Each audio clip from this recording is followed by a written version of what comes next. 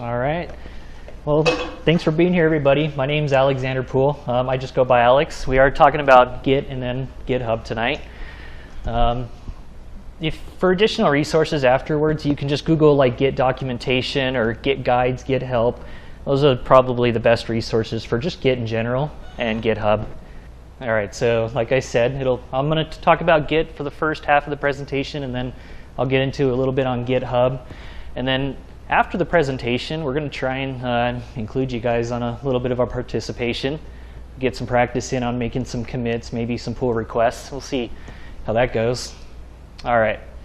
So just to be clear, with GitHub, that's based on Git, the technology Git. And Git is open source, free and open source. It was created back in 2005 by Linus Torvalds. Is that the name? Yeah, the guy that's like big part of Linux. It's open source, or it's used for source code management, and so that's how you can kind of keep track of the changes of your code over time, where you get into the whole version 1.0, 2.0, whatnot. It can also help you if your code gets into a bind and you kind of have to go back in time and see where it used to be. Now Git, there are other version control systems.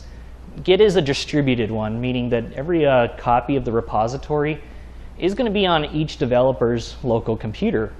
There are other version controls that are like not distributed. I forget the term, the official term, but the main project will live in a server, and then everybody kind of has to go in and grab part of the code that they need. And so, yeah, Git is just what we would call a distributed version control system. And GitHub is a hosting service. It's web-based, and it's built on top of the Git technology. It pretty much has everything that you would expect in Git, plus a little bit more. Some stuff about version control, doing pull requests. And I'll get into that in a little bit here. All right.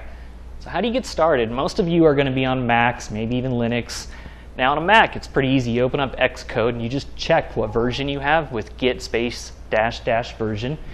If you have it installed, it'll come back and let you know what you got. If it's not installed, it's supposed to just go ahead and fetch it and install it for you. If it doesn't quite work out that way, you can just download it. If you go to a link like this is kind of the page you're going to see when you're on the Git official website and you go to download Git on Mac. Now on Linux, you should be able to just open up a terminal and either type sudo dnf install git-all or apt install git-all. Either of those should work on if you're on a Linux distro for getting Git installed.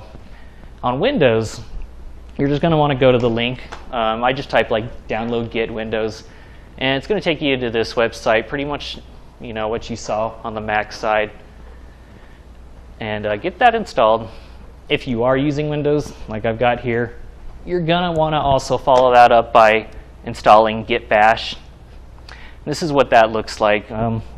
Windows users are probably familiar with, command prompt, PowerShell, the newer version. Those are a little different than the terminal that you find on Linux machines and Mac, which is kind of based on Linux. And if you do get a job, when you get out into the real world, most people are going to be using Macs and Linux. You might have to interact with the command line on those machines, and it's a really good idea to be able to do it and get that practice in on a Windows machine. I was wondering why it was taking forever. Here it is. There we go. So that's what Git Bash on Windows will look like, and it's basically like a port of Bash, and it'll emulate that and it has all the same commands. And a lot of the Git commands work a little bit better in Git Bash as opposed to command prompt. All right. Now, once you got Git installed on your machine and you're ready to start working with Git, first thing is, like I said, you don't need GitHub. We're just talking about Git right now. You're going to want to create a repository, and that's just what stores, that keeps track of all your code as time goes on. And so, just go to wherever you normally might have your projects. or if you don't, create a project folder. And then inside that project folder, you'll open up a terminal and type the command git init. Init stands for initialize. And then after that, if you are able to see hidden files, you're going to notice that something called .git, a folder will just appear. That basically is how Git will keep track of everything, all the changes that occur over time. And that's kind of a sign that you've successfully set that up. I'm going to go ahead and actually demonstrate that for you here. All right, let's see.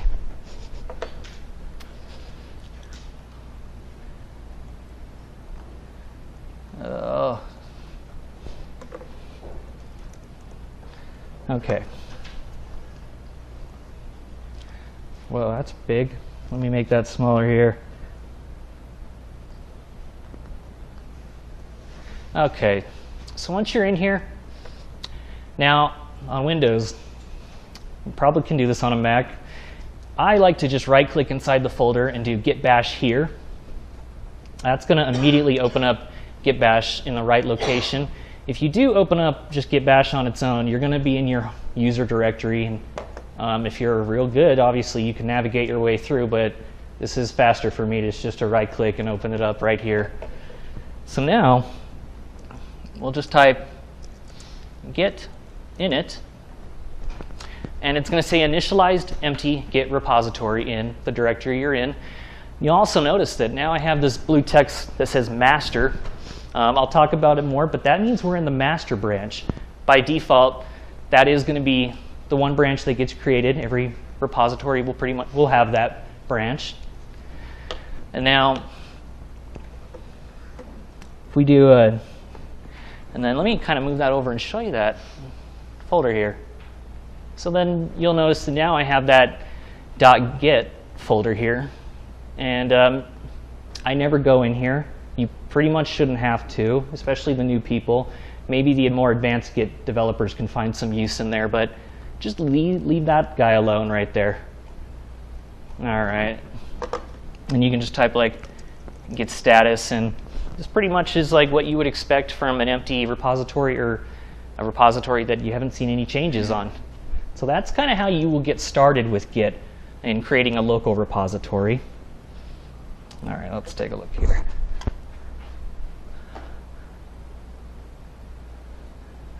All right, so these are the basic commands that new people can pick up fairly quickly and you will use on pretty much a daily basis. We have the git status, which you just saw me use, and I'm going to definitely be using that a lot here. Git add. Now, you need to tell Git which files to pay attention to, and it's called staging. And it was a little confusing for me as to why I had to go through the add and then the commit, but you need to tell Git like who to pay attention to, which files are ready to actually be saved. And so you stage them first. After your files are staged, you will then write git commit, and then you're going to want to put a message in there, and I will demonstrate that. And git commit is what actually saves a snapshot of the code in your repository. After that, if you're working on teams, especially on GitHub, another command that you're going to probably use a lot is git pull or git fetch. I personally am partial to git pull, but it does a little bit more than git fetch, and some people might advise against it. I'm still trying to figure that out personally. Just to be aware, I've been learning Git. I started really getting serious about Git back in April, May, and so kind of how much time I've really had with this. I think one of those does like merge and one of them doesn't. Yeah, like git fetch will grab a bunch of stuff, but it won't like automatically merge it in with your stuff, and git pull will just pull it in and merge it right off the bat. And so, yeah, that's kind of the difference there. Now, if you're working on team, git push is the opposite. That's how you can send your code from the local repository on your own machine up to wherever the code is stored, GitHub, All right, let's see here. So I'm going to go ahead and actually demonstrate a couple of those for you here. Let's see. So git bash is great to use, but when I get to this point, quite frankly, I just open up code, and I start using the terminal inside VS Code. And yeah, it's always trying to open it up on my other screen here. Let me see. All right. So, actually, I'm having a hard time finding my mouse. There it is. Just to kind of give you guys a heads up, if you're installing VS Code on Windows, right out of the gate, this terminal here is probably going to be Command Prompt or PowerShell. I did have to go through some steps to get it to use Bash by default. Highly recommend it. And then from here on, go ahead and do maybe like a git status. Oops. Now, one thing I will mention is when you're using git, you pretty much start every command with the word git and then space something. And so, all right, now it's saying we're on the branch master. We have no commits and there's nothing to commit. So let's go ahead and create a file. And then you'll notice that with VS Code, it actually has a thing here, a built-in like Git plugin that will kind of help you manage it a little bit easier. And so if we type now git status, it's letting us know that we have an untracked file, and it paints the index.js in a red color. And that means that Git is ignoring that at this point. And if we wanted to stage it, we would do git add. My favorite thing is git add dot. And that'll just literally stage everything in the folder and then children folders that you're in, the subfolders. One little thing about that is, though, if you're already in a subfolder and you do git add dot, it's not going to pay attention to the parent folders. What you'll need for that is git add -a. But I usually have a window open just for Git, and I don't really ever leave the root directory of the project folder, and so I can get away with using git add dot. But git add dot will try and add everything. So now if we do a git status, that has been committed, and now it's got the green colored text. At this point, once you've kind of got all your files staged and you're ready to really save it, you do git commit with the -m stands for message, and then you want to give it a little message. And the classic is first commit. It's like the hello world for Git. And you'll see a little bit more messages here.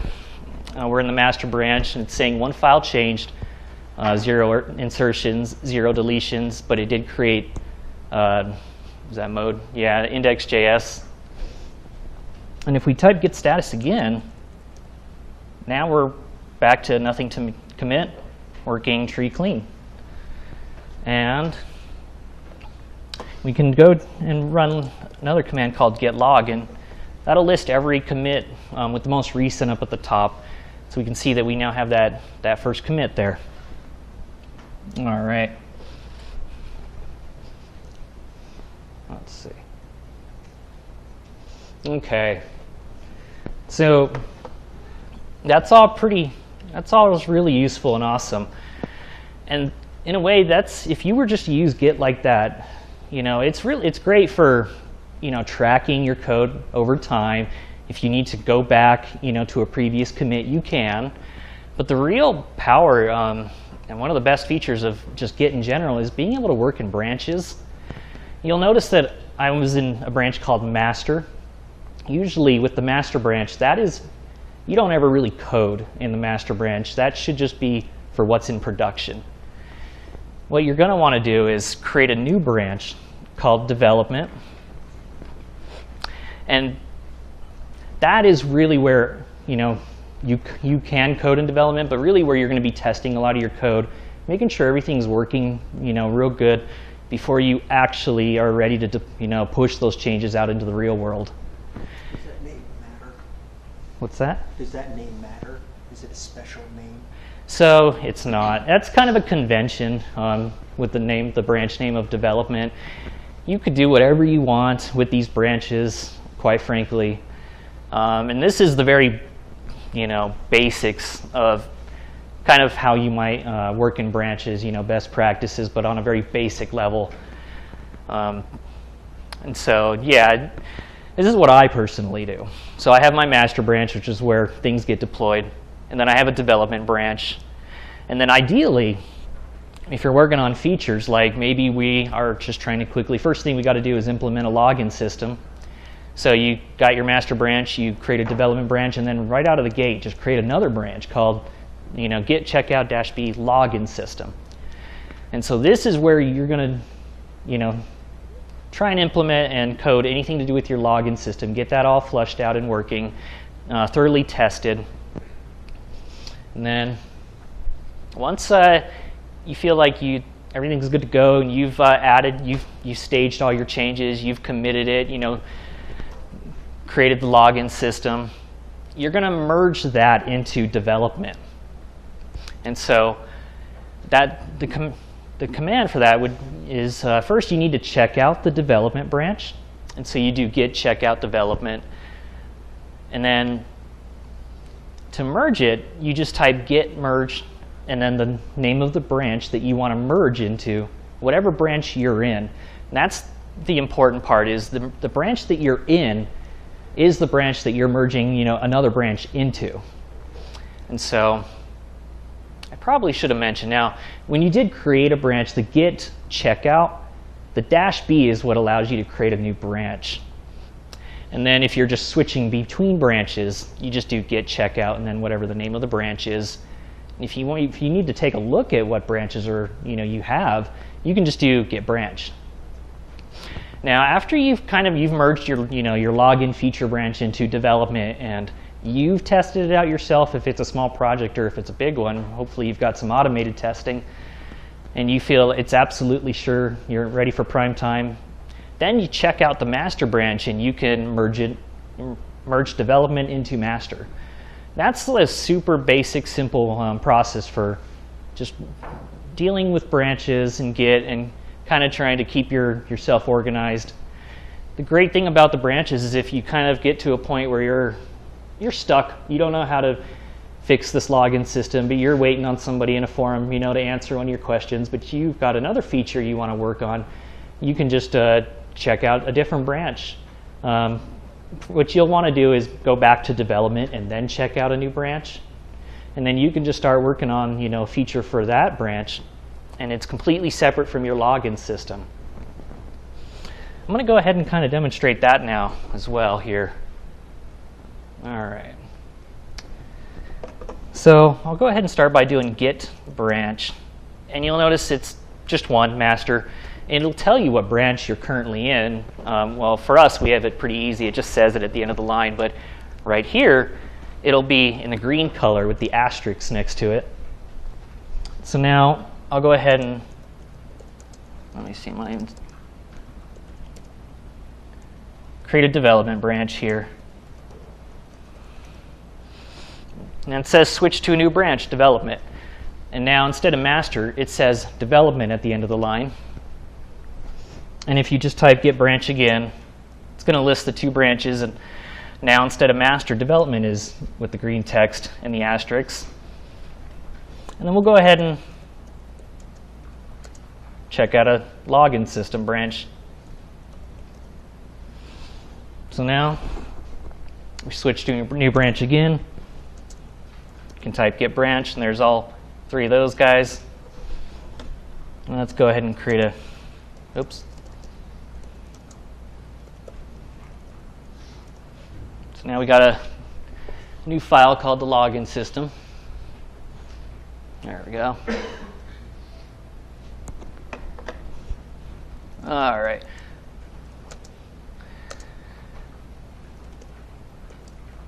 There's our little pseudocode we got here. So we just implemented a login system. We feel pretty good about it. We're going to go ahead and just do like a, oops, let me come on back down to my terminal here. So now we got a git status, and it's letting us know we've got this new file, login system.js. So we're going to go ahead and commit or stage that file first. So I'm just going to do my usual git add dot. I am constantly running git status in between like every command. I'm just kind of paranoid like that. But now we can see that the login system file has been staged. It's ready to be committed. So then we can do git commit implemented login system. I'm not sure if I spelled that right. Now with the git messages, it's advised you keep those as short as possible. There is a place, you can write actual notes like on GitHub, but for the actual, when you're doing the git commit -m, keep that as brief as possible. It's more like the headline for the commit. And so I'll just implemented the login system. So now everything looks good. We didn't get any error codes. One file changed, one insertion. Do a git status. Everything looks clean. Do a git log if you want. You can see that we now implemented the login system, and we have our previous one, first commit. All right, so at this point, we've fully tested out the login system. We're going to go back to the development branch. You'll notice it just disappeared on us. And that is how branches are supposed to work. And so development is now one commit behind. In order to bring all the changes from the login branch into development, we'll do git merge and then login system. And it's going to merge login system into development because we are in the development branch. That's how it knows where to merge what into. So we'll hit that.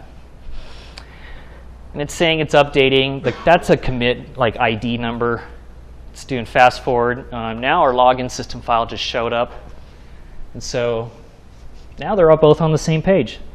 At this point, you'll do even more heavy testing, absolutely making sure that your login system branch is playing nice with everything else in the development branch. Once everything looks good to go, you can just check out that master and merge the development. Now master is up to speed with everything else. And you can just deploy your master branch, push it up to GitHub, and maybe that'll do an automatic deploy. And so that is the very basics of working in branches, and just kind of it's called the Git flow. Having a master and a development, and then having feature branches, and then when you're done with those features, merge them into development, test it, and then merge that into master. And usually, you'll just delete your feature branch after that. And so, actually, let me see if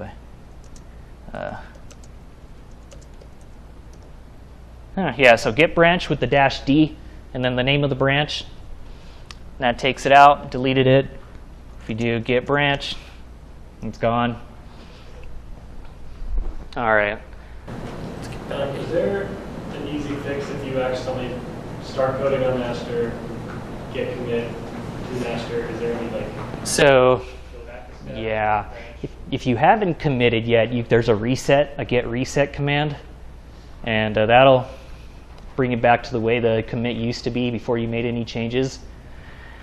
If you've already made a commit, I think there's a git revert command. I've barely ever used that, but I know it exists. That can undo a commit. I think it kind of overrides that commit with a new commit, if I remember correctly. Yeah. And if you go to your repository, if you hosted on GitHub or Bitbucket, you can see each push that was pushed up there, so you can just revert back to the other node. You could git clone from a previous push. Yeah, it's kind of like the git log. It's a little bit more of a nicer GUI. What's up? I also if you've made some changes, maybe even staged them, but haven't quite pushed them quite yet, you can stash them. You can do git stash. And that will save everything, revert it all, and then you can continue doing your git stuff, and then you can just pull from that stash. So you don't lose line work, you can pull it onto a separate branch. Yeah. Thanks. Yeah. The same question. So if you have your master, you add a bunch of stuff to it, there isn't yesterday's master, you could just go back and open up? You could. Yeah. So there is that's what Git will do, is it'll keep track and save, commits throughout the history. So you can always go back to a previous commit and see how your code used to be. That's the whole version control aspect of Git. And I use it quite a bit. If you did accidentally push stuff that you didn't want to, you wouldn't be totally Yeah, exactly. That's definitely why I just absolutely advise, software developers use Git, because sometimes we get into trouble. We need to go back and figure out what did it used to be. Like, I need to get this thing back to a working state again. I screwed up. Yeah. You don't have to use branches, correct? You don't. In fact, first 4 months of using Git, I didn't use branches. I mean, I just got done with a boot camp, and it wasn't until I was in the boot camp that they forced me to really start using branches. And then I would say that once you get to the point where you're comfortable working in branches, you kind of are beyond a beginner's level. You can basically let a job or an employer know, yeah, I know how to use Git. I'm not an expert, but I can do commits. I can work in branches, and that's what's to be expected, really. Most employers want you to know Git, and they will, at the very least, generally want you to understand how to work in branches. Can't really say that you're beyond a beginner if you don't know much about branches. So the fundamental part of a branch then is you check out to a branch, do all your work in that branch.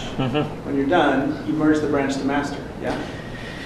I would merge it first into development, but you can, if you want to, you could just have a master branch and then feature branches and then merge them straight into master. It's probably what I did in the first couple weeks I was using branches. But it's a little bit more advisable that you have a bit of a separation and you have a development branch that features get merged into, and you test that development branch. And then once it's working great, merge that into master. So you do a development branch, and off the development branch you do other branches. Feature branches, yep. Yeah, and I don't know if there's a little card over there that kind of talks about the Git flow, and I might recommend picking that up and just having it handy until you get the pattern down. It's at the end of the table. There should be plenty.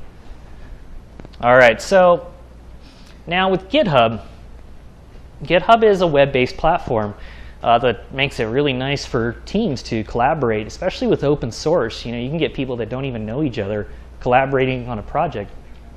Oh, yeah, thank you. Through GitHub, though. So as a new person, there's 2 ways that you might start a GitHub repository or repo. Especially if you're really new, you're probably going to be starting a GitHub repo or a Git repo on your local machine, and then you want to get it up to GitHub.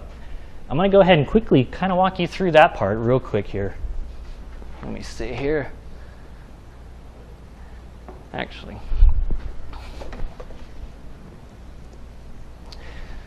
so if you go to GitHub, we're going to start a project. So we'll just say what'd you do? Okay.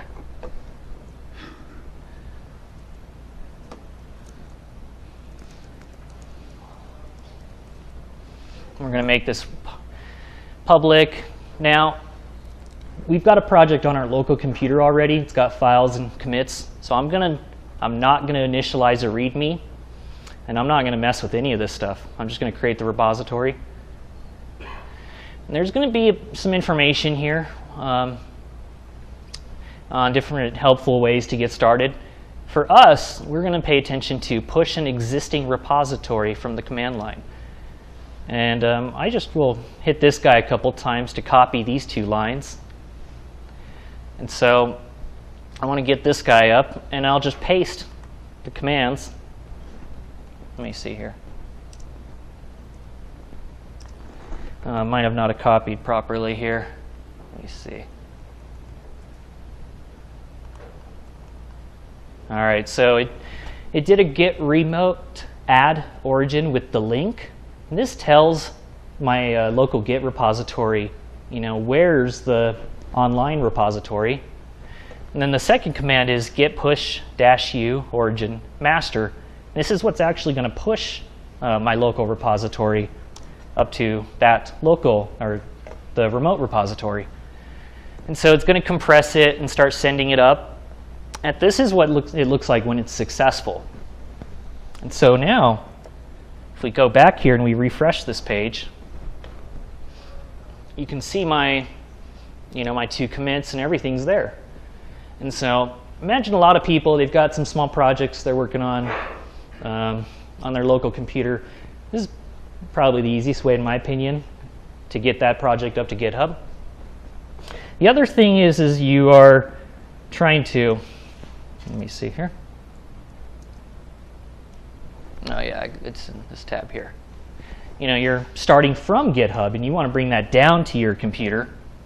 So we'll go ahead and I'm going to create a new project at this point. So there's a couple different ways to do that. So we'll just say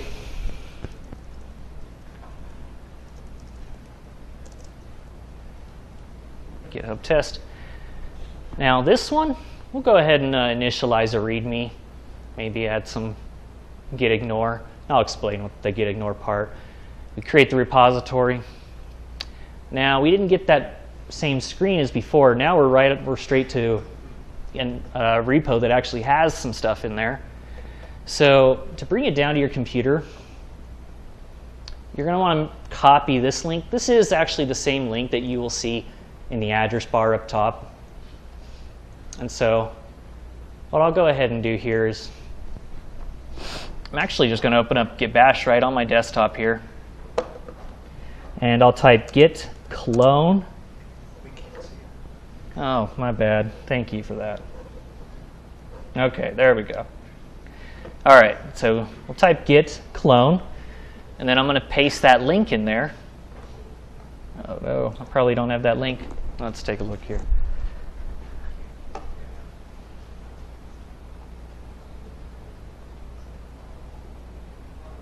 Oops. All right.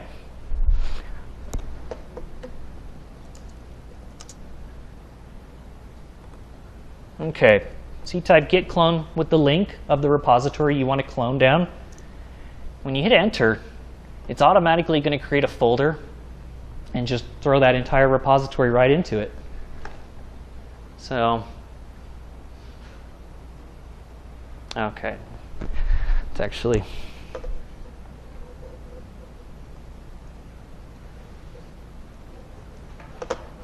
OK, so it's right there. When you open it up, it's got the README file that we created with the git ignore. So the git ignore, I'll go ahead and now talk about that. There's going to be things in your repository, or not your repository, but your project folder that you actually don't want in the repository. Things like your config variables, you know, API keys. If you're doing server stuff, there's a node module with a lot of stuff in there that you do not need getting pushed up. It's a waste of bandwidth. So the git ignore will tell Git, you know, just don't pay attention to these particular files. This is a really simple git ignore, but it can get pretty long. One that I typically might have in my projects has about 20 to 30 different things to ignore. It'll let Git know, like, don't pay attention to these particular folders, don't pay attention to these particular files. And so that's what the git ignore does. What's up? So if you do like a create React app through like the command line, you just get a bunch of dependencies. Yeah, that's what's nice about that command. Do you just like set git ignore to like ignore all like dependencies so you don't push up all those Git folders? Or? Go to gitignore.io. Let's take a look here.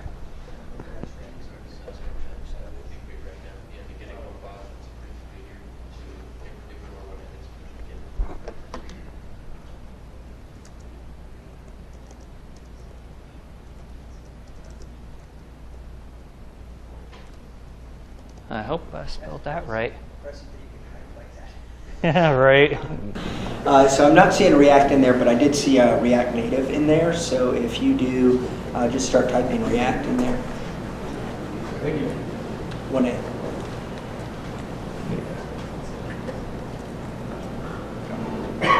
And then do create. And you can actually have multiples. So your operating system, you may have some types of files that you don't want in there. So this website will help you generate solid git ignores. No, that's actually cool. I didn't even know about that. Yeah, no, I kind of have like a git ignore file that I copy over for my other projects from the back end, and then for React, that command just creates one for me. All right, well, let's see. So those are the two ways that I personally like to start GitHub repos.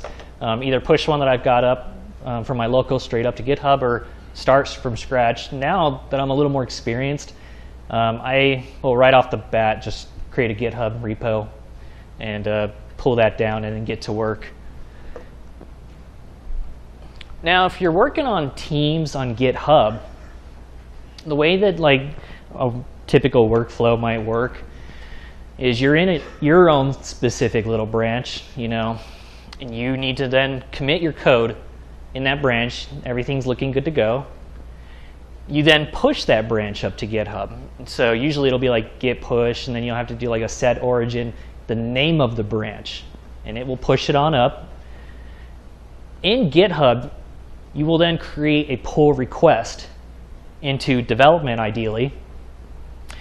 And that's basically a request like, hey, I think this feature is ready to go. I want to merge this into development. And ideally, on a team, it should be somebody else that's finishing that pull request, not you. It's best to have multiple pairs of eyes on something. Now, once that person is ready to approve that pull request, they can just go ahead and do that, and then run some tests on the development branch, and then from there, probably whoever's like your senior developer or is like in charge of that repo will merge development into master. One thing I do want to mention is if you're going to reject a pull request because they made a mistake or it's not following the styling conventions, don't just fix it for them and approve it. It's best to reject it, leave a message, give the person a chance to fix their own mistakes. It'll give them a chance to learn. That's really the main point, and then they hopefully will not make that same mistake again. And so, all right, now those are the basics of Git, but there's a lot of other additional Git commands. I almost don't use any of these, quite frankly. I'm aware of them though. And so as we were talking about, there's the Git reset. There's a couple different flags too. There's a lot of different options with Git reset. That can bring your changes back to the way the commit used to be. Branching and merging, Git log is a great way to find out what's going on. Git stash is that the person kind of mentioned is really good. And if you're working on a feature, somebody's all of a sudden asking for help, but you don't really want to make a commit yet, so you can stash it and then just hop on over to their branch maybe and see if you can help them out a little bit, and then you can bring your stash back. There's a lot of different stash commands like git stash like log, and then git stash pop to bring your stash back out. Git remote is really, specifically git remote -v is really handy for just figuring out like what repo am I connected to. So you can get into some situations where you've cloned other repos down and then you made your own repository, but then all of a sudden you might want to push it back to the original one, and you're like kind of for a second wondering like, wait, am I even connected to the right repo? You can find out with git remote -v, and then if you're connected to the wrong one, you could correct that with the set URL command. There's the git show, git diff, git log. Git diff is pretty handy for when you're ready to make a commit and you need to see, like, absolutely be sure as you're looking through each file, what are the changes I made? Are these the changes I really want? And VS Code kind of has like a built-in git diff. You can say like new feature, save that. You'll notice up in the left, you now have that blue with the 1. If I go check it out, it's going to let us know we have a change in the login system file. If I take a look at it, it'll tell us exactly what those changes are. So now we've just added that new line right there, 2 new lines. If I was to just type, git diff right here, same thing basically, just a little bit, it's the terminal as opposed to the GUI. And if you're on GitHub, it actually, to compare the one file to another, the changes, it looks very similar to the GUI version. Will Visual Studio do that, What's up? Will Visual Studio do what VS? Yeah, VS Code. What? Yeah, or talking about which one? Sorry, I'm a little hard of hearing. What was that? Visual Studio. What about it? Will Visual Studio do what VS Code is doing right here? I don't use Visual Studio. I kind of thought they were the same, but I never really looked into it. It's like a simple Is that what is going on? Yeah, I kind of. I know you can check stuff in and out. You can hook up Visual Studio directly to GitHub, and you can check in and check out and commit and all that stuff in Visual Studio. But I'm wondering if it'll do this. Oh yeah, okay. So there's like in the Git up over here. There's some different little like commands to interact with Git and GitHub. I don't use these at all, really. I just learned the commands, you know, git commit, git add, pushing, pulling. I think it's faster if you just learn the commands in the terminal. You can just bang it out, you know, as opposed to messing around with the mouse and clicking on this. But if you need reminders of what your options are, this isn't a bad idea to take a look and see here. So higher up in your bash, do you have kind of like a man page that there's more options for flags than just GitHub gives me? Yeah. How did you get that? It's one of my favorite websites I like to go to is Google, help me out here. So you go to references. These are going to be all your basic Git commands. And so you can go and maybe take a look at like git stash, for example. So you got like git stash list, show, drop, and then for each of those different flags. So if I go to a simpler one like git add. Let's see. Probably isn't going to show the dot, but there's the -a. You know, update the index not only where the working tree has a file mentioning, but so on and so forth. So this will tell you all the different flags for just the git add command. So on and so forth. This is not too bad. I mean, these are all the Git commands that you'll find, but on a day-to-day basis, you're probably only going to use around 5, give or take, maybe. You know, just. Does that kind of answer your question? Yeah, what's up? Real quick, so the -u when you're doing a push, I feel like I use that 10 times a day and I have no idea what it means. It's universal or it's upstream?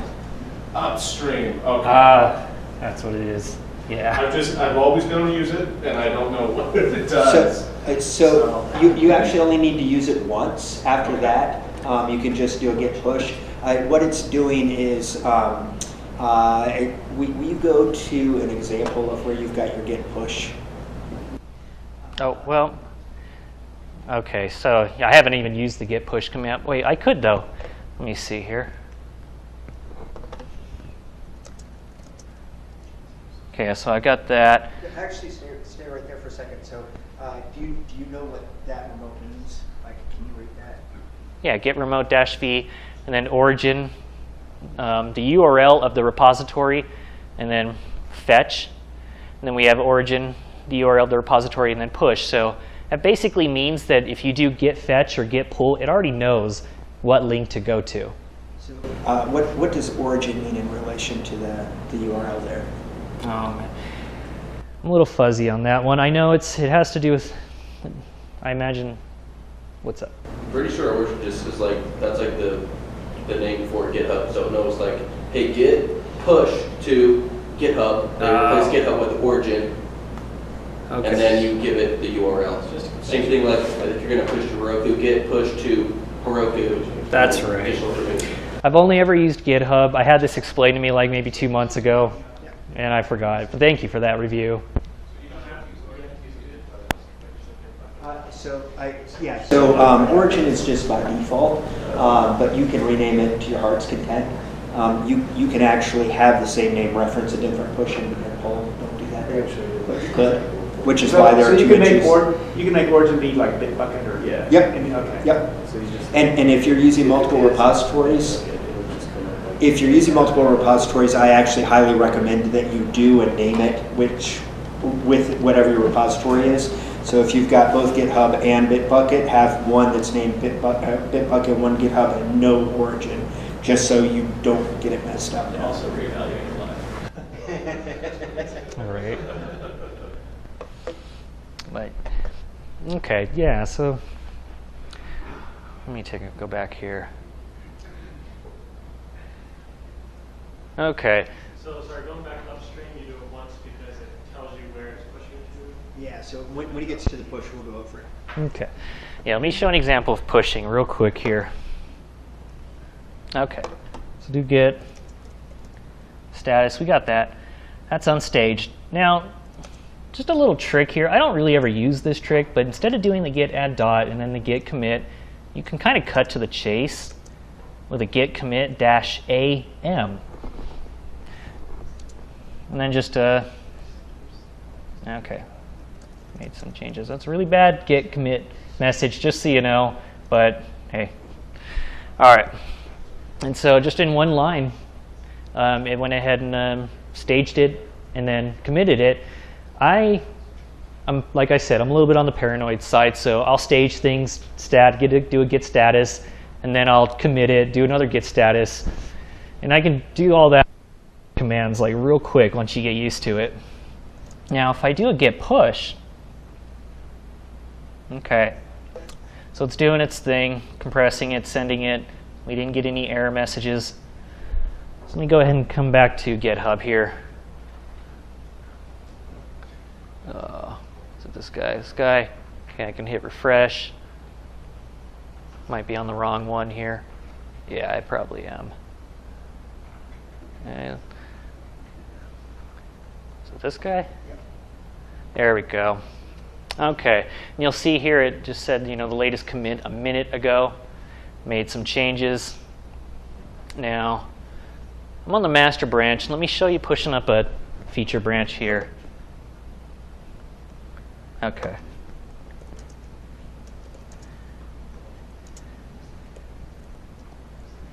All right, so we'll just say we're trying to fix some bugs here.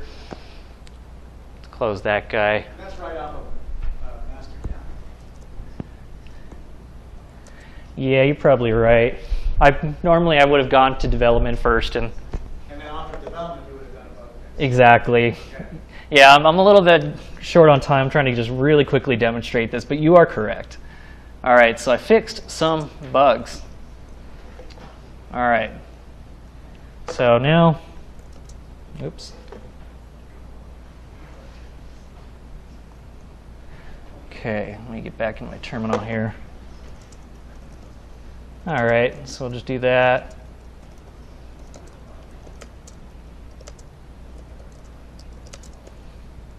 So we've staged our commits and committed them. Now, I always forget this command, so git kind of helps me out here. I'll do git push. It yells at me, tells me I should probably use this command. So stop right there real quick. So actually, move your mouse again. Oh, there you are. So the key thing is to do a git push, you need 4 pieces of information: the git, the push, the origin, which is the name of your remote, and then the name of your branch. The set upstream is basically saying use the origin and the branch, your remote name and the branch, as the defaults. So you can only have one upstream at a time. But then when you do a git push, it's going to use those defaults. All right. And origin in this case is meaning GitHub. Yes, Is that what the -u is short for? it is. Cool. So then, once you actually run that command, if I do fix another bug, at this point, I don't have to go through all that again. I can just do git push. Well, actually, yeah.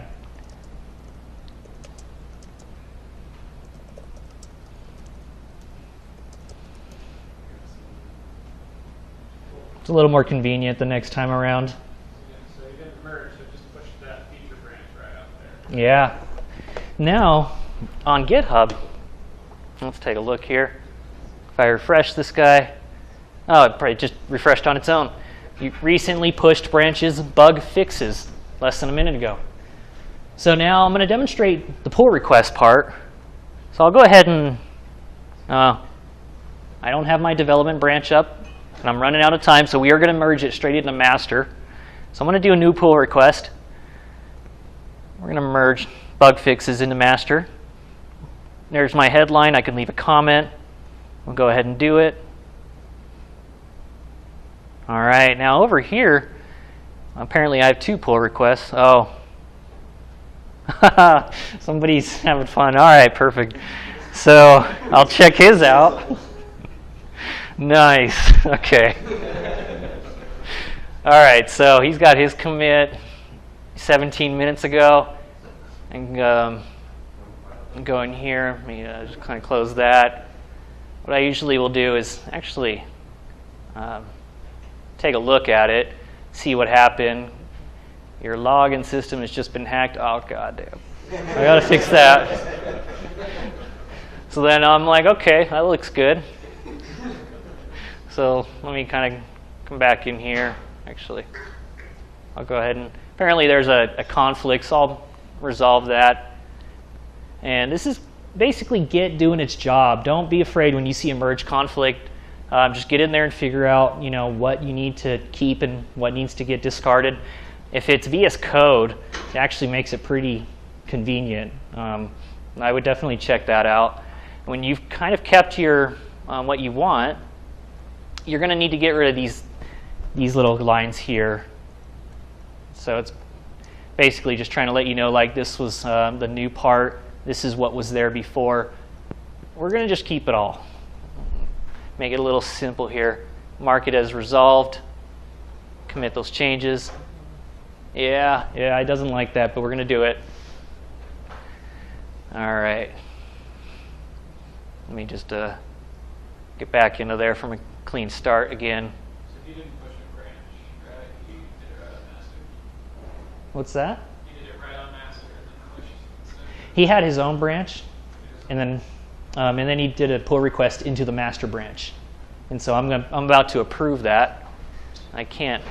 Oh, that's not. Okay, so we'll go ahead and merge the pull request. Confirm changes. It's going to merge it. Actually, what I'm trying to do is, yeah, we don't need to leave a comment here. Now, if I go in here and I check out my master branch and I do a git pull. Oops, that was bad. You're gonna notice some text, and the login system has 12 new lines, and you can now see his stuff. And so that is kind of that's a very basic, quick tutorial of, merging, a pull request and then pulling that back down to your local machine. And so once you kind of get all that branches, dealing with merge requests, I would say you're kind of ready to say that, you can do this on the job. Is there any other questions? It looks like we may not have enough time for the demonstration, but at least one person got to participate in that. Yeah, what's up? Just kind of something to look out for, like if you're new, because I've been learning Git, and I seriously spent 30 hours trying to figure out one issue, which is when you initialize with the README, sometimes you can have an issue when you use git clone, because GitHub thinks you have one thing, your local thinks you have another. Yeah. So you want to be careful with that. When you're using git clone, you may not want to initialize with the README. There's something about right. Don't initialize with a README. When you go to Git one, like a new repository on GitHub, I think, is that right? So what happens, particularly with what you're describing, is Git depends on having a single root.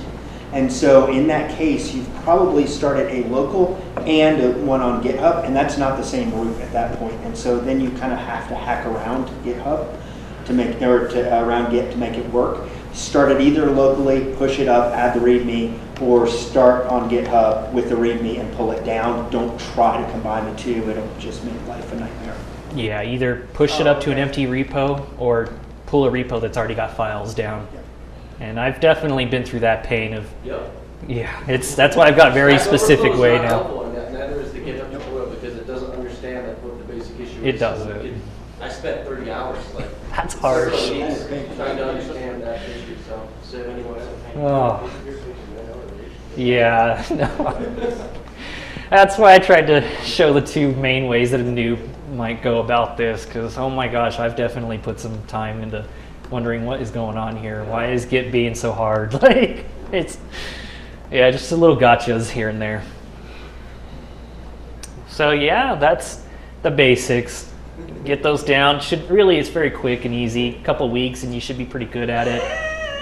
At least the basics, not the branches, not the pull requests, but just being able to commit your changes. I would say that's a month. But yeah, any other questions? All right, well, that is my presentation. Thanks for everybody.